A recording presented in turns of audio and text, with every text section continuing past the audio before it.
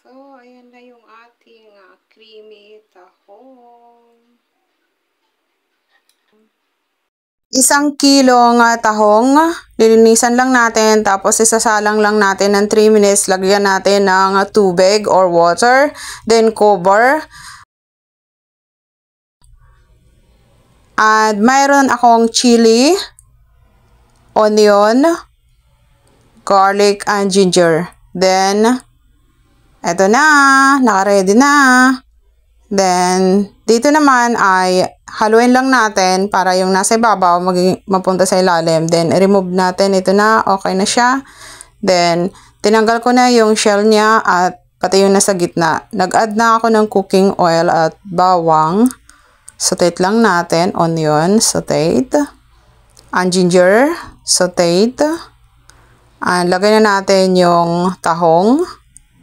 And soy sauce. And dark soy sauce. Oyster sauce nga pala yung una. Then, mix lang natin hanggang sa mahalo lahat ng ingredients. Then, ilagay na natin yung chili. Seasonings. Mix lang natin. Then, nag-add ako ng 1 teaspoon of sugar and paprika, chili, coriander powder. Then, mix. Ayan. Sobrang sarap nito guys. Subukan nyo to. Then, agad ako ng mayonnaise. Then, mix lang natin.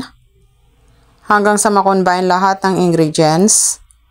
To make sure na talagang manunot yung kanyang lasa lahat ng mga ingredients na aking nilagay. Mix lang. Then, sobrang creamy nito guys. At, tikman natin. Kung tama lang yung kanyang, taste good. And mag-add lang tayo ng cheese. Normal na cheese lang to guys. Yung available sa bahay nyo. Then, ready to.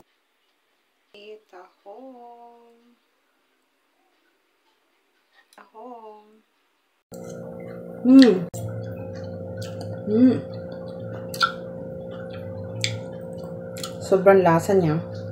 Creamy.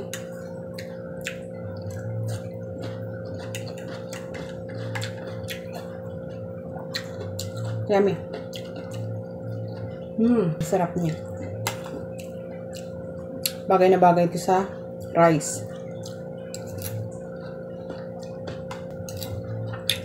Subukan niyo itong recipe na ito. Ang sarap. Nag-crave ako ng ganito eh.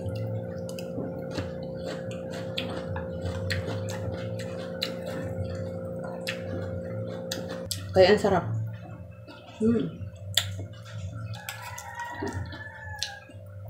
Malasa. Delicious.